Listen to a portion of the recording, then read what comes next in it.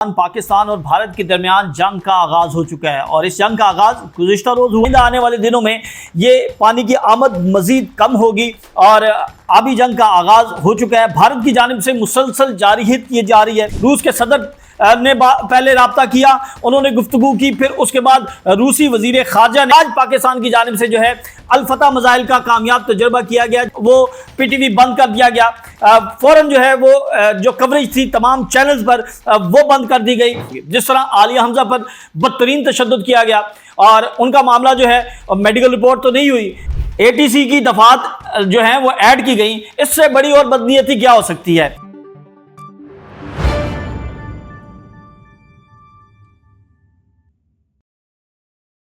السلام علیکم ناظرین، آپ آزاد خبر دیکھ رہے ہیں، میں شاکر محمود امان۔ پاکستان اور بھارت کے درمیان جنگ کا آغاز ہو چکا ہے اور اس جنگ کا آغاز گزشتہ روز ہوا جب بھارت کی جانب سے چناب کے مقام پر پاکستان کا پانی بند کیا گیا اور اس وقت جو پاکستان میں پانی کی آمد ہے وہ 10,000 کیوسک ہو چکی ہے، جبکہ اس سے پہلے جو پاکستان میں پانی کی آمد تھی جو چناب کے ذریعے آ رہی تھی وہ 87,000 کیوسک تھی اور آئندہ آنے والے دنوں میں یہ پانی کی آمد مزید کم ہوگی اور آبی جنگ کا آغاز ہو چکا ہے۔ بھارت کی جانب سے مسلسل جارحیت کی جا رہی ہے۔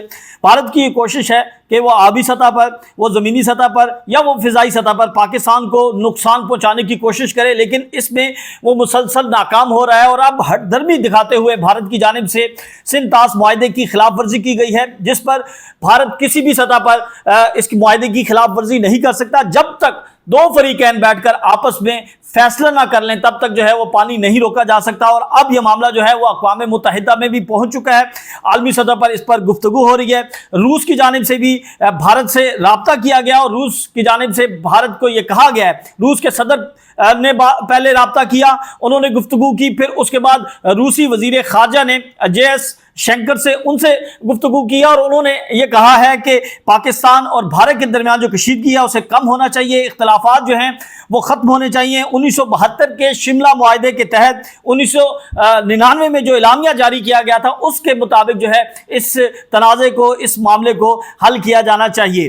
اب پاکستان کی جانب سے جو مسلسل اقدامات کیے جا رہے ہیں اپنے دفاع کے لیے، اس سے پہلے پاکستان نے ابدالی میزائل کا کامیاب تجربہ کیا اور آج پاکستان کی جانب سے جو ہے الفتح میزائل کا کامیاب تجربہ کیا گیا، جو کہ 120 کلومیٹر تک زمین سے زمین تک جو ہے یہ میزائل اپنا ہدف حاصل کر سکتا ہے۔ تو پاکستان کی جانب سے مسلسل یہ کامیاب تجربے جو ہیں یہ بھارت کے لیے بکلاہٹ کا شکار بن رہے ہیں اور بھارت کی جانب سے جب پاکستان نے ابدالی میزائل کا کامیاب تجربہ کیا تو بھارت نے اس کے ریبیٹل میں پاکستان کا پانی بند کیا اور اس کے بعد اب پاکستان کی جانب سے ایک اور کامیاب تجربہ کیا گیا۔ بھارت نے لائن آف کنٹرول پر جو کشیدگی ہوئی اور اس کے بعد پاکستان نے ایک ڈرون بھی گرایا اور اس کے بعد بھارت جو ہے وہ مسلسل بکلاہٹ کا شکار ہے۔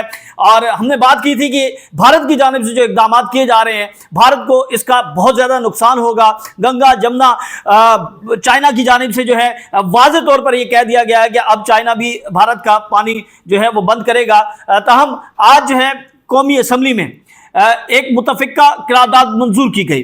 قومی اسمبلی میں بھارت کے خلاف یہ متفقہ قرارداد جو ہے وہ اپوزیشن اور حکومت کی جانب سے منظور کی گئی اور اس قرارداد کے بعد جب اپوزیشن لیڈر قومی اسمبلی عمر ایوب کھڑے ہوئے اور انہوں نے کہا کہ اس معاملے پر بحث ہونی چاہیے، یہ بہت ہی سنگین نوعیت کا معاملہ ہے، تو پھر جو ہے وہ چراغوں میں روشنی نہیں رہی، فوراً جو ہے وہ پی ٹی وی بند کر دیا گیا، فوراً جو ہے وہ جو کوریج تھی تمام چینلز پر وہ بند کر دی گئی اور عمر ایوب کو جو ہے وہ انہوں نے پھر اپنی گفتگو تو جاری رکھی لیکن اسے کوریج نہیں مل سکی۔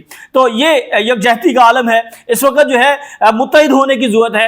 اور پھر حکومت یہ بات کر رہی ہے کہ پاکستان تحریک انصاف جو ہے وہ قومی سلامتی کی بریفنگ میں شرکت نہیں کی، انہوں نے اس کا بائیکاٹ کیا۔ پاکستان جو ہے وہ پاکستان تحریک انصاف جو ہے وہ اس موقع پر متحد نہیں ہے، اس موقع پر یکجہتی کا مظاہرہ نہیں کر رہی۔ تو میں یہ پوچھتا ہوں کہ جب یہ بریفنگ ہوئی تو اس وقت وزیر اعظم پاکستان شہباز شریف اس وقت کہاں پہ تھے؟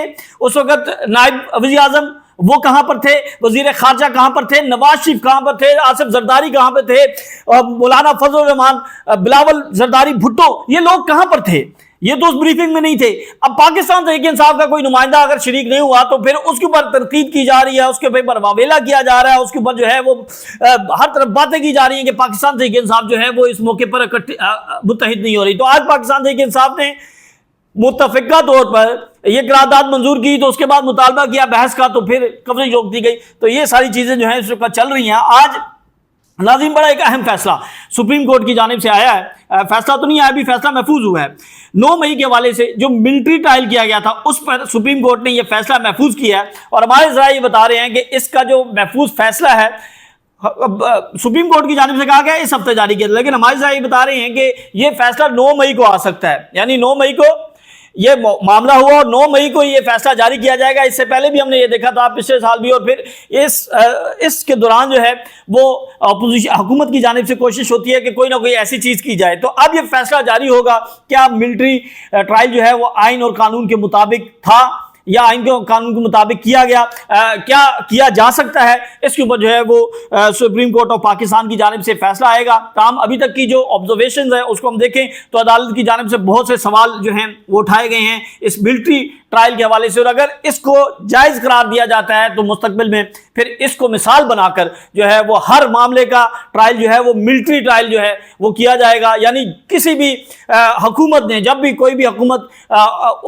اس وقت ہوگی, ریاست جو ہے وہ ریاست میں ہوگی, کوئی بھی سیاسی جماعت, تو کوئی بھی ایسا واقعہ ہوگا جس کے اوپر 780 اور دیگر دفعات جو ہیں لگا کر اس کو ملٹری ٹرائل کے لیے بھیج دیا جائے گا, اور جو بنیادی حق ہے کسی بھی پولیٹیکل پارٹی کا, کسی بھی ورکر کا, کسی بھی شہری کا, کسی بھی رہنما کا, وہ سلب کر دیا جائے گا. تو دیکھتے ہیں یہ فیصلہ اس ہفتے میں آنے کا امکان ظاہر کیا گیا ہے, اس میں کیا چیزیں جو ہیں وہ سامنے آتی ہیں. دوسری جانب ناظرین آج صنم جاوید کو انسداد دہشتگردی عدالت میں پیش کیا گیا, اور آج عدالت کے اندر بہت سے انکشافات ہوئے. جس طرح عالیہ حمزہ پر بدترین تشدد کیا گیا, اور ان کا معاملہ جو ہے میڈیکل رپورٹ تو نہیں ہوئی, ان کا معاملہ اس طرح سامنے نہیں آ سکا, ان کی رہائی کے بعد وہ معاملہ سامنے آیا. لیکن صنم جاوید کے اوپر جو تشدد کیا گیا اور اس کی پھر جو میڈیکل رپورٹ آئی, اس کے بعد جو ہے وہ کھلبلی مچ گئی, اور حکومت جو ہے وہ پریشان ہو گئی, پنجاب پولیس جو ہے وہ پریشان ہو گئی. اب ہوا کیا, 2 مئی کو صنم جاوید کا میڈیکل ہوتا ہے, 3 مئی کو رپورٹ آتی ہے, اور ان کی فیملی کی جانب سے, ان کے وکلا کی جانب سے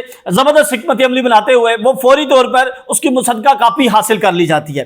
اب وہ مصدقہ کاپی جب سوشل میڈیا پر آتی ہے تو یہ انکشاف ہوتا ہے کہ صنم جاوید کو 21 جسم کے حصوں پر جو ہے وہ تشدد کیا گیا, اور میڈیکل رپورٹ میں یہ واضح ہو گیا, یہ ثابت ہو گیا. تو پھر دوبارہ صنم جاوید کو جیل میں سے پولیس حکام لے کر جاتے ہیں میاں منشی ہاسپٹل, وہاں پر ان کا دوبارہ میڈیکل کروانے کی کوشش کی جاتی ہے. صنم جاوید یہ بتاتی ہیں کہ انہوں نے انکار کیا, میڈیکل نہیں ہوا, لیکن پھر ایک میڈیکل رپورٹ عدالت میں پیش کی جاتی ہے جس کے مطابق صنم جاوید کے اوپر کوئی تشدد نہیں ہوا. ذرائع یہ بتاتے ہیں ان کے وکلا کی جانب سے عدالت میں بتایا گیا کہ جن لوگوں نے پہلے میڈیکل کیا, جن ڈاکٹرز نے میڈیکل کیا, ان کے خلاف جو ہے وہ کارروائی شروع ہو گئی, انہیں معطل کر دیا گیا.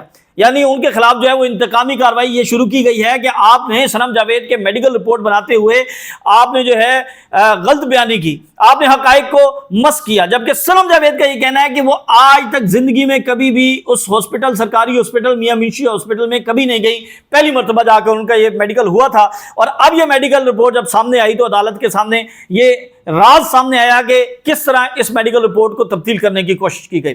صنم جاوید نے اس دوران قید کے دوران کن مشکلات کا سامنا کرنا پڑا, یہ بھی ہماری ان سے تفصیل سے گفتگو ہوئی. لیکن آج جو اچھی خبر یہ ہے کہ عدالت کی جانب سے صنم جاوید کا جسمانی ریمانڈ کی استدعا مسترد کی گئی. عدالت نے ان کو جسمانی ریمانڈ مسترد کرتے ہوئے جوڈیشل کرنے کے احکامات جاری کیے, اور اب ان کی جو درخواست ضمانت ہے وہ دائر کی جائے گی, اور کل اس کے اوپر جو ہے وہ بحث ہوگی. میاں علی اشفاق جو ہیں وہ عدالت میں پیش ہوں گے اور ان کی ضمانت کے اوپر دلائل دیں گے. ان کی جانب سے آج عدالت کو بتایا گیا کہ جس طرح 80 دن کے بعد ATC کی دفعات جو ہیں وہ ایڈ کی گئیں, اس سے بڑی اور بدنیتی کیا ہو سکتی ہے کہ ایک ایسی FIR جو قابل ضمانت دفعات تھی اس کے اوپر بیچ میں ایک ایسی دفعہ شامل کر کے ان کو گرفتار کیا گیا. تو یہ بدنیتی پر مبنی مقدمہ تھا, سیاسی مقدمہ تھا. صرف اور صرف کیا کہ صنم جاوید جو ہیں وہ اپنے خیالات کا اظہار کر رہی تھی, وہ ٹویٹس کر رہی تھی, اور جس کی پاداش میں ان کو گرفتار کیا گیا, ان کا 6 روزہ جسمانی ریمانڈ لیا گیا. انہوں نے عدالت سے استدعا کی کہ ان کا یہ جسمانی ریمانڈ تو ہے ہی غیر قانونی، عدالت اس مقدمے کو غیر قانونی قرار دے، اس مقدمے میں ڈسچارج کرنے کا حکم دے، لیکن اس حد تک جو عدالت نے ان کی استدعا منظور نہیں کی۔ آج جو ہے ان کے شوہر عتیق، ان کی رہائی کے امکانات ہیں۔ اس سے پہلے ان کو بھی گرفتار کیا گیا تھا، ان پر مقدمہ درج تھا، اس میں عدالت نے ضمانت منظور کر لی ہے۔ آج ان کی رہائی کے امکانات ہیں۔ کل صنم جاوید کے کیس کے اوپر دوبارہ جو ہے وہ سماعت ہوگی، اس کے اوپر بھی ہم تفصیل سے بات کریں گے۔ تب تک کے لیے ہمیں اجازت دیں، اللہ حافظ۔